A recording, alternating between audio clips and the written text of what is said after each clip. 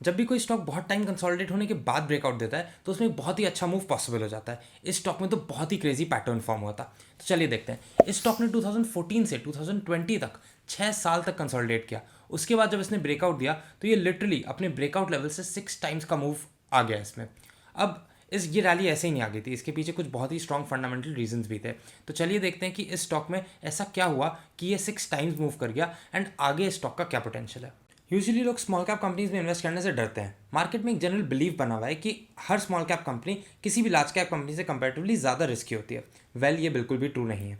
Small cap companies के पास भी बड़े होने का पोटेंशियल होता है। अगर कोई ऐसी स्मॉल कैप कंपनी है जिसमें वो जिस भी प्रोडक्ट में काम कर रही है उस प्रोडक्ट में उसके पास मार्केट लीडरशिप है, ऑल्सो उसके पास कोई ऐसी प्रोप्राइटरी टेक्नोलॉजी है जिसकी वजह से वो प्रोडक्ट दूसरे लोगों के लिए डेवलप करना डिफिकल्ट है, तो ये उन कंपनीज को बहुत ही ज़्यादा इंटरेस्टिंग बना देता है। अगर इन्हीं कंपनीज में उन प्रोडक्ट्स के पास एक बहुत बड़ा मार्केट साइज है, मतलब कि कंपनी करंटली एक बहुत बड़ा रनवे है कंपनी के पास ग्रो करने के लिए, तो ऐसी ही कंपनीज आने वाले टाइम में एक रीजनेबल टाइम में मल्टी बैगर भी बनती हैं। एक्ट्रेसल की स्टोरी भी कुछ उसी टाइप की है। एक्ट्रेसल एक स्मॉल कैप कंपनी है but it is the only company in Asia जिसके पास क्वार्ट्जिंग बनाने के लिए शॉक टेक्नोलॉजी है। शॉक एक जर्मन कंपनी है जिसने ये टेक्नोलॉजी डेवलप की थी। शॉक ने ये टेक्नोलॉजी पूरे वर्ल्ड में सिर्फ 4 कंपनीज को इस टेक्नोलॉजी को यूज़ करने के राइट्स दिए थे। सबसे इंटरेस्टिंग बात यह है कि उन 4 में से 3 कंपनीज कॉन्ट्रैक्ट मैन्युफैक्चरिंग करती ही नहीं है। एंड एक्ट्रेसल और जो शॉक है उसमें एक्ट्रेसल इंडिया में मैन्युफैक्चर करती है एंड शॉक जर्मनी में, तो एक्ट्रेसल के पास एक बहुत ही मेजर कॉस्ट एडवांटेज आ जाता है। ऐसे सिनेरियो में जब आइकिया जैसी कंपनी को कॉस्टिंग आउटसोर्स करने होते हैं तो उनके लिए एक्ट्रेसल बेस्ट कैंडिडेट बन जाता है।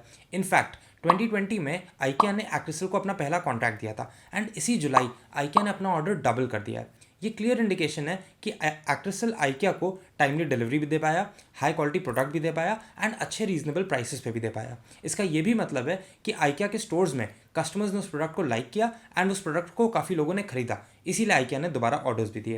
एक्ट्रेसल अब करंटली और भी इसी तरीके के ब्रांड्स के साथ पार्टनरशिप करने का ट्राई कर रहा है। इनफैक्ट एक्ट्रेसल ने रिसेंटली ग्रोहे के साथ पार्टनर किया है स्टेनलेस स्टील सिंक प्रोवाइड करने के लिए।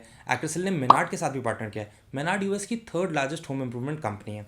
अभी तो उन्होंने सिर्फ एक टेस्ट ऑर्डर दिया है, छोटा ऑर्डर है, बट आने वाले टाइम में इस कंपनी से अगर डील अच्छी रहती है तो फिर रेवेन्यूज़ में काफ़ी कंट्रीब्यूशन इस कस्टमर से आ सकता है। अब बात करते हैं कंपनी के एक्सपेंशन प्लान्स की, बट उससे पहले एक सेकंड लेके इस चैनल का एक्सपेंशन कर देते हैं एंड जल्दी से वो सब्सक्राइब बटन प्रेस कर देते हैं। कर दिया, थैंक यू। कोविड के बाद से कंपनी बहुत ही तेज़ी से एक्सपेंशन कर रही है एंड इसके रेवेन्यूज़ भी बहुत ही अच्छी स्पीड से ग्रो कर रहे हैं। तो चलिए देखते हैं क्या कर रही है। फरवरी 2021 में कंपनी की कैपेसिटी 6 लाख सिंक्स की थी। उस टाइम पे इसने 1 लाख सिंक का केपेक्स अनाउंस कर दिया 30 करोड़ के एक्सपेंस पे। 1 लाख सिंक ये ऐड करने वाली थी। जून 2021 तक ये केपेक्स कंप्लीट हो गया। कंपनी ने फिर से 1.4 लाख सिंक का केपेक्स अनाउंस कर दिया 15 करोड़ के केपेक्स पे। अगस्त 2021 तक ये भी कंप्लीट हो गया एंड कंपनी की कैपेसिटी अब 8.4 लाख सिंक की हो गई थी।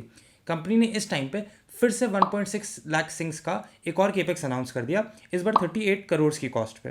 जून 2022 तक यानी कि लगभग 11 महीने बाद ये केपेक्स भी कंप्लीट हो गया। कंपनी की कैपेसिटी अब 10 लाख सिंक की हो गई थी। कंपनी ने जून से लगभग 7 महीने पहले नवंबर में 2 लाख सिंक का और केपेक्स अनाउंस कर दिया था 30 करोड़ के एक्सपेंस पे। ये केपेक्स अब इस क्वार्टर में कंप्लीट हो जाना चाहिए। इसके बाद कंपनी की कैपेसिटी 12 लाख सिंक्स की हो जाएगी।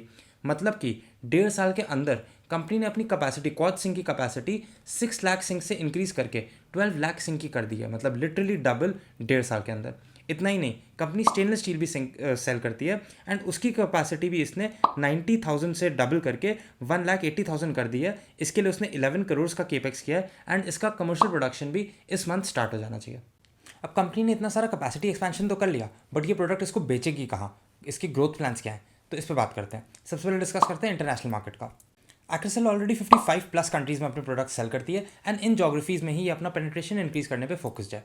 एक्ट्रेसल ने यूके में एक बहुत ही इंटरेस्टिंग एक्विजिशन किया है। इसने टिकफोर्ड ऑरेंज लिमिटेड को अक्वायर कर लिया है। टिकफोर्ड ऑरेंज सॉलिड सर्फेसेस बनाती है जो कि किचन और वॉशरूम्स में यूज़ होते हैं।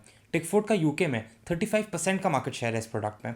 अब सबसे गजब बात यह है कि जो किचन के काउंटर्स पे ये सॉलिड सर्फेस लगता है वहीं पे सिंक भी लगता है। तो एक्ट्रेसल अब इन दोनों प्रोडक्ट्स को इस तरीके से डिज़ाइन कर सकता है कि अगर आपने एक ही किचन में यही दोनों प्रोडक्ट्स लगाए तो डिज़ाइन एकदम सेम टू सेम मैचिंग आ सकती है।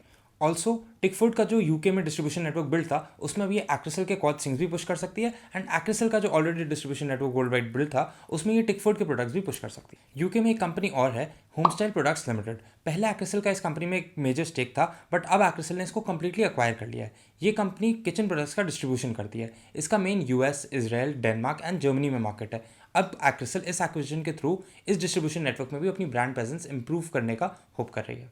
लेट्स सी आने वाले क्वार्टर्स में कि ये एक्विजिशंस एक्ट्रेसल के लिए कितना वर्थ इट रहते हैं। अब बात करते हैं डोमेस्टिक मार्केट की। एक्ट्रेसल बहुत टाइम तक इंडियन मार्केट्स पे फोकस नहीं करती थी। इनफैक्ट FY12 में कंपनी के सिर्फ 5% रेवेन्यूज डोमेस्टिक मार्केट से आते थे, बट इस FY में पहले ही क्वार्टर में कंपनी के 28% रेवेन्यूज डोमेस्टिक मार्केट से आए हैं। आने वाले टाइम में कंपनी इंडिया में डिस्ट्रीब्यूशन बिल्ड करने पर फोकस कर रही है। इस फाइनेंशियल ईयर के फर्स्ट क्वार्टर में कंपनी ने अपना डीलर नेटवर्क 1500 से ग्रो करके 1880 का कर लिया है। कंपनी इस फाइनेंशियल ईयर के एंड तक अपना डीलर नेटवर्क ग्रो करके 3000 तक करने का टारगेट कर रही है। इंडिया में अब मॉडुलर किचन का कॉन्सेप्ट अच्छे से अडॉप्ट हो गया है, एंड जब भी लोग मॉडुलर किचन बना रहे होते हैं तो वो नॉर्मल स्टील सिंक नहीं लगाना चाहते, वो काउंटर से मैचिंग, किचन से मैचिंग कॉच सिंक ही लगाना प्रेफर करते हैं। सबसे अच्छी बात यह है कि इंडिया प्राइस सेंसिटिव मार्केट है, बट इससे भी फर्क नहीं पड़ेगा, बिकॉज कॉच सिंक के जो प्राइसेस हैं वो भी स्टील सिंक के प्राइसेस से लगभग सिंक में ही है या फिर बहुत ही कम ज़्यादा है, मतलब वो डिसाइडिंग फैक्टर नहीं बनेगा। इनफैक्ट अगर हम लोग वर्ल्ड लेवल पे भी बात करें तो वर्ल्ड लेवल में आज भी सिर्फ 10% सिंक्स कॉच के लगते हैं, बाकी 90% आज भी स्टील के ही लगते हैं। एंड ये ट्रेंड भी बहुत ज़्यादा तेज़ी से ग्रो हो रहा है, चेंज कर रहा है। ये एक बहुत अच्छी बात इसलिए भी है बिकॉज अगर लेट्स सपोज ओवरऑल सिंक का मार्केट भी ग्रो नहीं करता है उसके बाद भी, because quartz sink steel sink से मार्केट शेयर कैप्चर कर रहा होगा, इसलिए वैसे सिनेरियो में भी कॉच सिंक का मार्केट तो ग्रो कर सकता है। अब बात करते हैं रिस्क की। इस कंपनी का पहला रिस्क तो ये है कि कंपनी के सबसे ज़्यादा रेवेन्यूज़ यूएस और यूरोप के मार्केट से आते हैं, एंड रिसेंटली जो जियोपॉलिटिकल टेंशन चल रही हैं उनके बारे में तो आप जानते ही हैं, उनसे इसका एटलीस्ट शॉर्ट टर्म में डिमांड बहुत ज़्यादा इफेक्ट हो सकती है। अब ऐसे में बिकॉज कंपनी ने इतना ज़्यादा एक्सपेंशन भी किया हुआ है तो इस वजह से शॉर्ट टर्म में इसके रिजल्ट्स कुछ कम अच्छे आ सकते हैं, बट देन अगेन अगर आपको कॉन्फिडेंस है कि आने वाले 10 सालों में यूएस और यूरोप का हाउसिंग मार्केट इंप्रूव ही करेगा एंड कंपनी डोमेस्टिक मार्केट में अपना अच्छा प्रेजेंस भी बना लेगी, तो फिर ये शॉर्ट टर्म के जो करेक्शंस होते हैं ये एक्चुअली बाइंग अपॉर्चुनिटी बन जाते हैं। सेकंड रिस्क है कंपटीशन का। जैसा कि हमने बताया कि इंडस्ट्री में एक बहुत ही मेजर ट्रेंड चेंज आ रहा है एंड लोग स्टील सिंक से कॉच सिंक की तरफ मूव कर रहे हैं, तो इसीलिए ऐसी चीज़ें इंडस्ट्री में और ज़्यादा कंपटीशन अट्रैक्ट करती हैं। बहुत सारी और कंपनीज हैं जो दूसरी टेक्नोलॉजीज यूज़ करके कॉच सिंक का प्रोडक्ट बना रही हैं। ऐसा पॉसिबल है कि कोई कंपनी कोई ऐसी टेक्नोलॉजी बना ले जिससे कि बेटर क्वालिटी चीपर प्राइस पे अवेलेबल हो, बट देन ये रिस्क तो ज़्यादातर सभी कंपनीज में रहता है। बट हाँ, बिकॉज ये इंडस्ट्री में एक अच्छा चेंज आ रहा है तो इस वजह से कॉम्पिटिशन अट्रैक्ट हो सकता है एंड कंपनी के मार्जिन थिन हो सकते हैं। तीसरा रिस्क है वैल्यूएशन का। कंपनी करंटली अपने वैल्यूएशन बैंड के अपर रेंज में ट्रेड कर रही है, एंड ये रीजनेबल भी है बिकॉज कंपनी ने रिसेंटली इतने अच्छे अनाउंसमेंट्स निकाले हैं, इतने अच्छे पार्टनरशिप्स किए हैं, एक्विजिशंस किए हैं, केपेक्स भी किया है, तो इन्वेस्टर इंटरेस्ट तो बूस्ट होता ही है। बट स्टॉक सस्ते में दोबारा मिलेगा कि नहीं मिलेगा इस बात ये तो दुनिया में किसी को भी नहीं पता है। तो अगर आपको ये स्टॉक में इंटरेस्ट आ रहा है एंड रिसर्च करने के बाद ऐसा आपको लगता है कि हाँ ये आपके पोर्टफोलियो में होना चाहिए, तो फिर आप जो भी स्ट्रैटेजी यूज़ करके इसको बाय करते हैं उस तरीके से कर सकते हैं। बट हाँ, करंटली ये अपने हिस्टोरिकल पीस देखा जाए तो उस हिसाब से थोड़े से हायर साइड पे ही ट्रेड कर रहा है। आई होप ये वीडियो आपको इंटरेस्टिंग एंड यूजफुल लगी होगी। अगर आपने भी ये कंपनी रिसर्च करी है तो जो भी पॉइंट्स मैंने मिस कर दिए हूँ उनको प्लीज़ कमेंट सेक्शन में ज़रूर मेंशन कर दीजिएगा, मैं उनको पिन कर दूंगा तो ज़्यादातर लोग उनको देख पाएंगे। ऑल्सो ऐसे ही इंटरेस्टिंग स्टॉक आइडियाज़ के लिए make sure you subscribe to this channel. Take care, bye bye.